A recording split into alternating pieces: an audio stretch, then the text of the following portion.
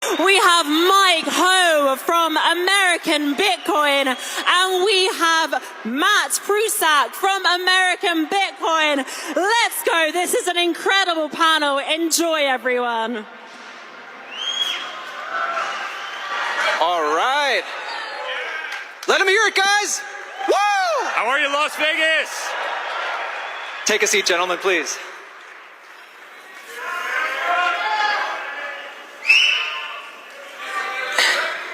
It is amazing to be on stage with these legends. Guys, promises made, promises kept. How does it feel to be building a Bitcoin company in a Bitcoin-friendly country? Woo! Woo!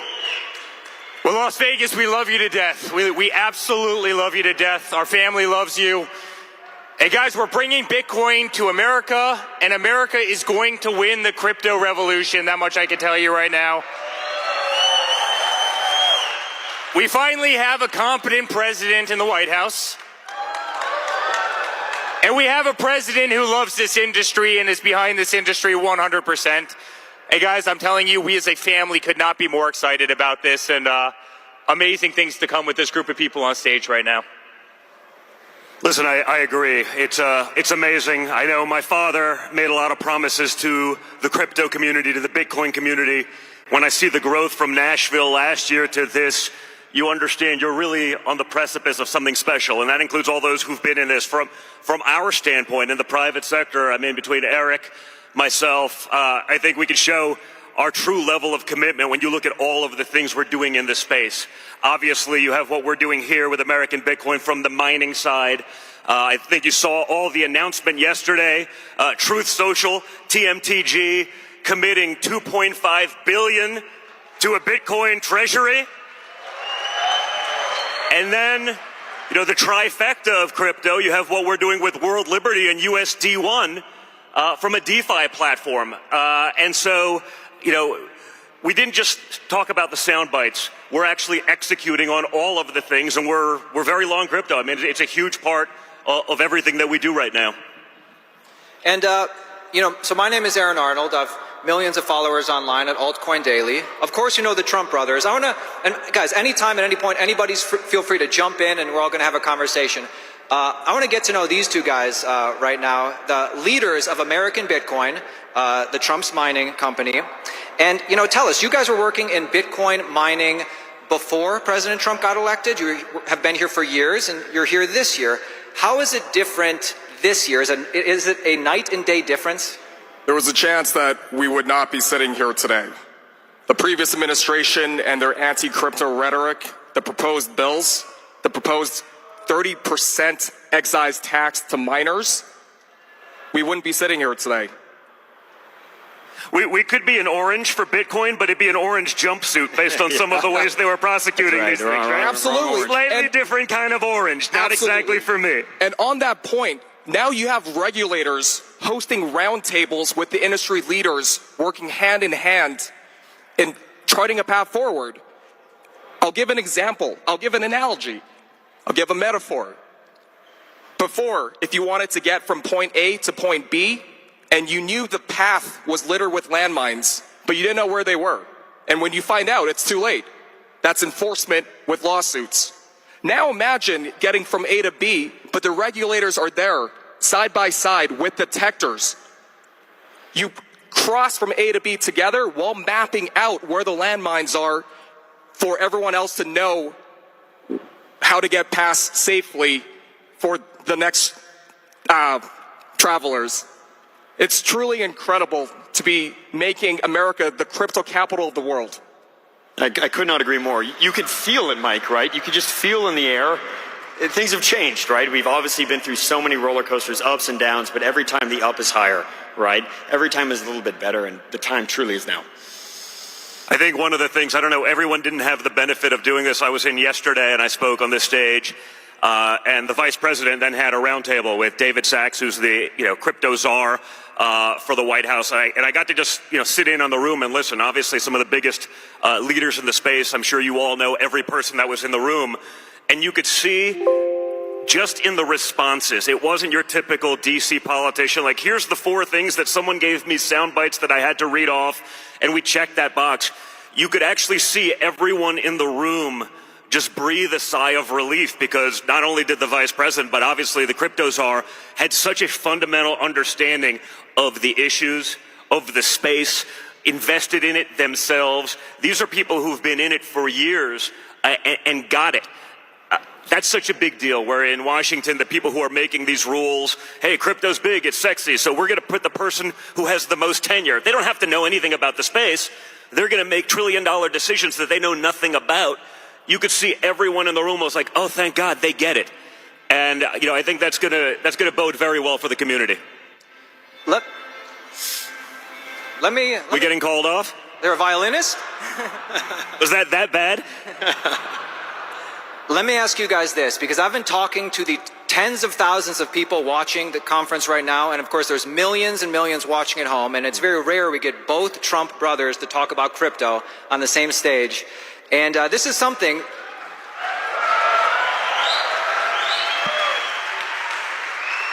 that people have been wondering.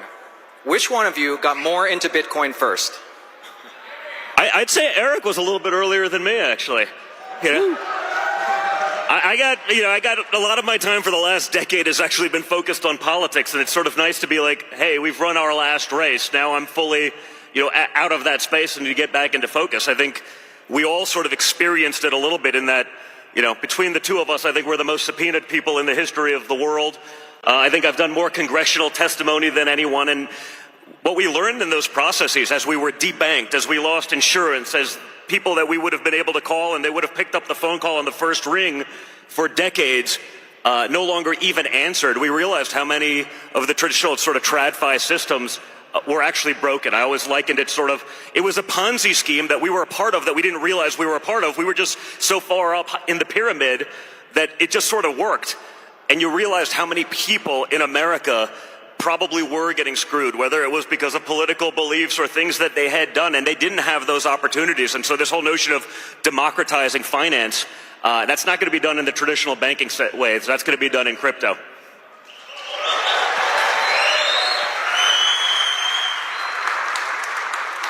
Every single person in here got those calls, right? I mean, Don and I were getting these on behalf of commercial buildings, on behalf of hard assets. Hey, guess what? Your bank account is gone. The 600 people that you have working in the hotel that's 700 yards behind us right now that I built, you no longer have a traditional bank to bank that hotel because they don't like the fact that you're wearing a hat that's red that says, Make America Great Again. Guys, we probably would have never found crypto had it not been for the very same scumbags that were coming after all of you. I mean, how many people in here? I've heard the stories from everyone. How many people in here had Wells Fargo call them up and, you know what? I owned 1 Bitcoin, and because of that, they found out and they canceled my accounts. I mean, my accounts just stopped working. And guys, you realize how corrupt the system is. I mean, every single person this system was weaponized. Traditional finance was absolutely weaponized. And, I always say, the enemy of your enemy is often your friend. That's what happened between the Trump family and the crypto community. And I'm not sure if we would have won the same way. I think we would have won, but I'm not sure if we would have won in the same decisive manner had it not been for this incredible community that was by our side the entire time. And I hate using the word hate, but honestly, I would love to see some of the big banks go extinct, because honestly, they deserve it.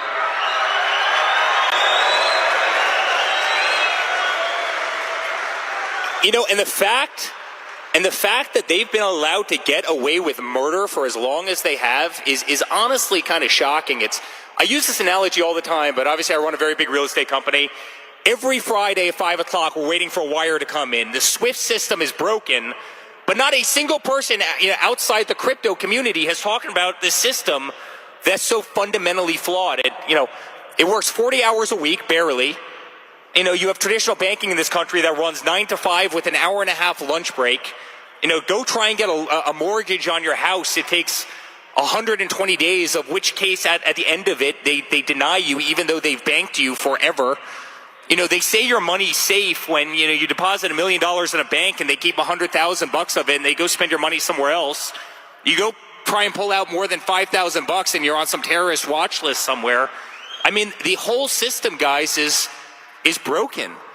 And now all of a sudden you have crypto, which solves all the problems. It makes everything cheaper. It makes it faster. It makes it safer. It makes it more transparent. It makes the whole system more functional.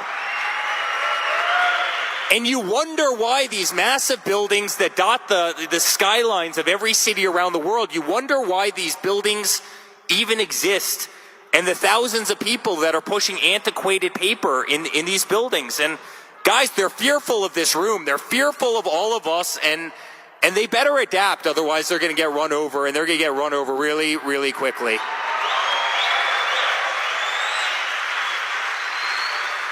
Let me ask the Trump brothers one more question, and the next ones I'm going to throw it to these guys over here, the American Bitcoin team. But like I said, I've been talking with everybody in the conference, and you know, something that you revealed in Bitcoin Mina, Abu Dhabi, Eric, on your speech is that you have known Michael Saylor, both of you, for 20 years.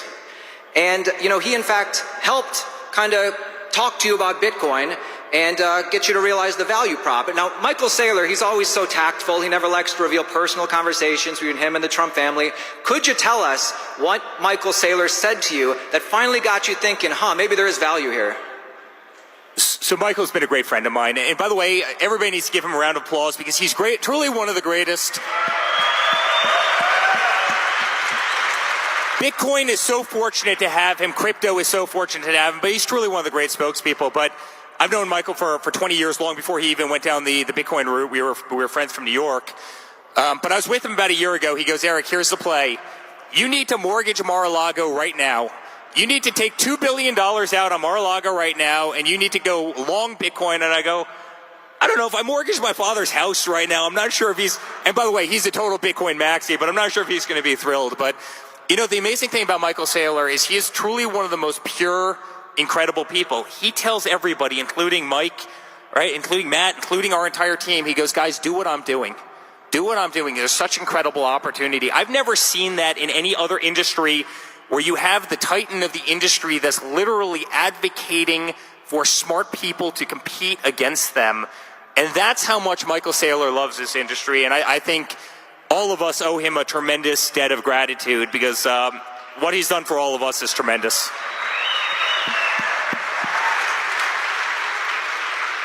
So we have the American Bitcoin team up here. And, you know, it's been about 2 months since the announcement of Hut 8, a Bitcoin mining company, joining up with the Trump's American data center. And explain to me what's going on, what's new since then, and what is like the business model. You're a little bit different from a normal mining company, correct? In that you're not just competing for the most hash rate ever, you're also competing for the most Bitcoin ever, kind of like a MicroStrategy.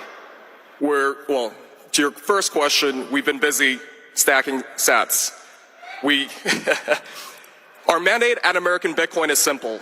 We want to increase the Bitcoin per share for our shareholders, and we do this through a variety of ways. I think I actually mined my first Bitcoin before I had my first legal drink. I've been in the space for some time. I've seen the industry evolve. I've seen it scale. I've seen it institutionalize. We're known to be one of the most efficient, lowest cost operators. We've been doing it for a very long time. So we see Bitcoin mining as just a foundational layer of being able to accumulate more accretive Bitcoin for our shareholders at a discount to what the market can buy Bitcoin for, a significant discount. And then there's a value in the volatility of the stock. Usually volatility carries a negative connotation, but in here, it's the volatility that allows us to raise very low cost converts to even accelerate our accumulation of Bitcoin. But measure our success by increasing the Bitcoin per share for our shareholders. When you buy an ETF, it's always a ratio of 1. The value of Bitcoin will probably go up, but your ownership will always have a ratio of 1. At American Bitcoin, we're an actively managed company, and our aim, measure our success by increasing that static number year over year. What I would say is that, to Mike's point, we are looking for ways to accumulate as much Bitcoin as fast as possible, right? So we're running lean. We're stacking sats via our mining operations. We're going to stack sites with accumulation. How do we maximize that balance sheet? How do we make sure that we're a leader in the space? How do we create data centers here in the United States? How do we use energy here in the United States? What can we do to make sure that if there's hash rate globally, we're making sure that at the end of the day, we're making sure the U.S. stays a category leader in Bitcoin mining and in Bitcoin accumulation? Guys, let's talk to the average American right now. I talk to millions of people every day on my channel, and what I hear a lot is, well, Bitcoin's already over 100K. I can't buy one whole Bitcoin anymore. I could buy maybe 0.1 Bitcoin or a fraction of a Bitcoin, but I don't know, it doesn't seem worth it. What would you tell to somebody that is saying, should I buy 0.1 Bitcoin? Is a fraction of one Bitcoin worth it? I think without question. Listen, I think for everyone, the second you get in it, right? Even as a student of finance and whatever it may be, once you're vested, all of a sudden you're paying attention. You're in the details. You don't have to buy 100,000 at Bitcoin. Like you buy as much as you can, whatever percent you can, and once you have that vesting, you're all of a sudden committed. You're paying attention to the details. You're understanding the game a lot more. You figure it out. I mean, people have said, "Hey, Bitcoin's too expensive." They said it at 1,000. They said it at 10,000. They said it at 50,000. This is a story that's pretty old right now. This has been going on for over a decade, where it's too much. So, I think it's just important to get people in the game, to start understanding that, to utilize the other platforms, to be able to figure out DeFi. I think the more you do that, the more people are vested, the further away you get away from the traditional finance systems, and I think the whole community grows accordingly. Guys, there's one other aspect about this. I mean, all of us travel all over the world. Don and I travel hundreds of thousands of miles a year. I'm telling you right now, everybody in the world wants Bitcoin. I don't care where you are. I don't care if you're, royal families. I don't care if you're the biggest, financial institutions. Everybody wants Bitcoin. Everybody is buying Bitcoin. If you go back 12 months, there were probably less than 100 companies that were treasuring Bitcoin that really had any.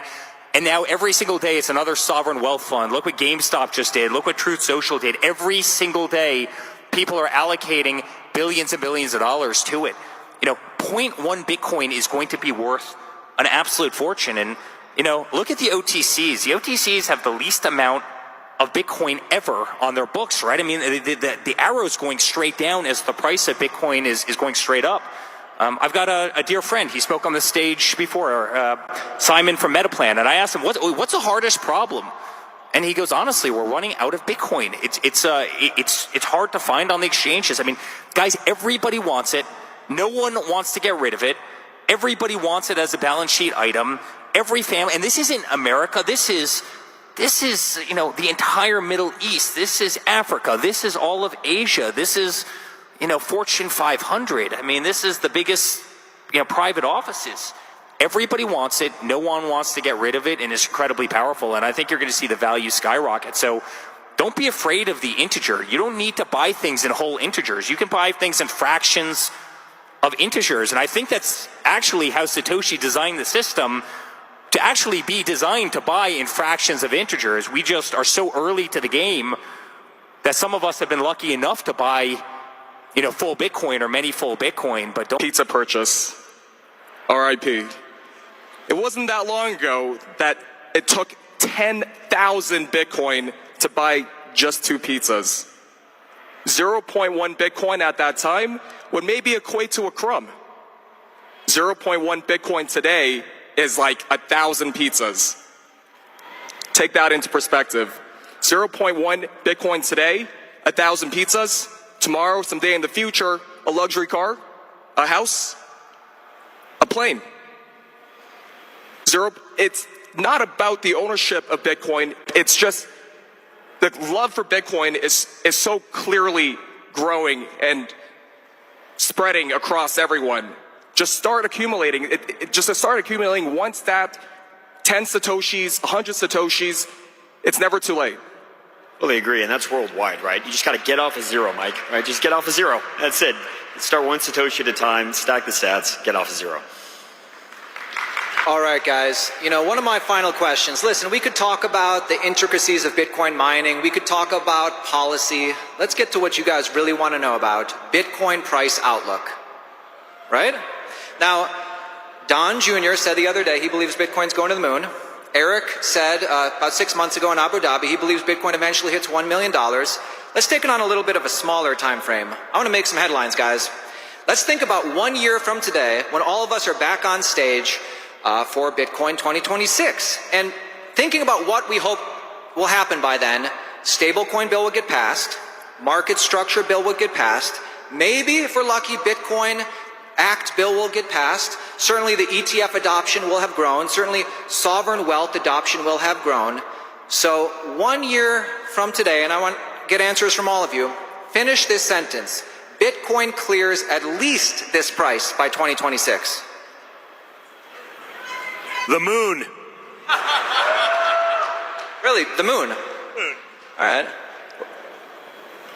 I think it clears 170,000. That's my prediction. Don, what do you think about that? 170? I was going to say between 175 and 150, somewhere in there. Okay. Well over 200,000. Yeah. No, guys, I think Bitcoin's in the six figures, and if we do things right, it's going to 7. Got to put that out there. And of course, none of this is financial advice. Got to hold these guys' feet to the fire to get an answer. But then besides price, like just, nothing to do with price, just as this industry is changing, and you guys are like 100% full in this industry now, and you guys have been for a while, like what are your predictions for how this industry does change, whether it has to do with, Bitcoin adoption, crypto adoption in the US specifically or around the world? What are you guys seeing? I think you're going to have an industry that, if you look at the maturity of this conference, it's unlike any that I've been to before. This is the most mature conference that I think has been held in crypto. And if you go back even a year, right, it's very different. You have an industry that for the first time has a lot of really beautiful voices, a lot of really strong voices. You have an industry that's self-policing itself. You have an industry that's starting to focus on hospitality and user experience. You never had that before in crypto, and those were all kind of hindrances of the industry. And so the maturity of what's taking place, and by the way, the antis can no longer deny what's happening out there. I mean, every single day you had CNBC that was shitting on all of us and everything that we believed in. Now all of a sudden they're embracing it for the first time. I mean, isn't that a really beautiful thing? You had Jim Cramer going out there and saying that Bitcoin was going to go to 0 before it was going to go to 200,000, and now all of a sudden... Inverse Cramer, baby. Inverse Cramer. Now all of a sudden they're kind of biting their tongues. And so I think the best days of this are ahead of us. There's no question we're in the dial-up mode right now. The next 10 years are going to be absolutely parabolic. And the people that get in on the ground floors, I think, are going to make an absolute, fortune. And I think I just, if I could quickly say, on behalf of this group, the ABTC group, it's not even just getting in at par. These guys, based on how good they buy energy, are literally mining Bitcoin at $40,000 a coin, $41,000 a coin. There's no commodity in the world. Gold, you go out and mine gold right now, you're pretty much buying, you're mining gold at par, and you're selling it using complicated options and things like that to make small little spreads. What commodity in the world can you mine at this kind of margins if you do it the right way, if you have the backbone that HUD 8 has, if you have the power grid, if you have the cheapest energy in the world, which we're doing in the United States, in the great state of Texas, which the Trump family absolutely loves. And so it's so cool. It's like, you're able to go out, physically build these buildings, physically mine, use American energy in America to grab, one of the greatest assets the universe has ever seen that's appreciating at 50 or 60% year over year, and acquire it for 30 cents, 40 cents on the dollar. To me, it's like the coolest business model ever, and I've never been more proud to be part of something than we are with these incredible guys. So had a lot of fun. Consider these guys unbelievable friends, and sky's the limits for American Bitcoin. And then final thoughts. We Anybody? love you. Thanks, Eric. So I would say a decade ago, the crypto community we were seen as the misfits. It wasn't mainstream cool. It wasn't. But now that rhetoric is completely flipped. It's completely flipped. Now we're on par with where the sentiment of gold was 50 to 100 years ago. It was everyone's dream to own a nugget, a gold bar. Crypto has so much room to run, so much room to go. Bitcoin today is only $2 trillion. There's, I think, $400 trillion in the world across asset classes. It doesn't take very much. It doesn't take very much. It is, and I have to say, there are no two better people than the brothers on the stage here to bridge worlds. From hard assets to strategic finance, from private markets to capital markets, and to have a common tongue with so many different groups of people, from traditional finance to the crypto community and to the general public that haven't orange pilled yet. We're so excited to be on this mission with you guys. Likewise, man. And we're excited to help, bring those people there. Like I said, I mean, relatively speaking, compared to the people in this room, we were late adapters, but we were pushed there out of necessity. We were pushed there because the conventional options were literally rugged from underneath us. And once we commit to something, though, we go all in. We are innovators. We're not just adapting this, we're adapting this out of necessity. And I think there's a lot of other people that perhaps don't have our platform or the ability to get it out there that way, that have been under those same pressures, and we're doing this for them. It is ridiculous that Bitcoin Conference only gave us 30 minutes for this panel. We need 30 minutes per person. But guys, this was it. Give a big round of applause for Matt, Mike, Eric, and Don. Thank you, guys. Thank you, Vegas. We love you. Let's go. Guys, let's stand up on the front of the stage for pictures. Let's stand up here for pictures.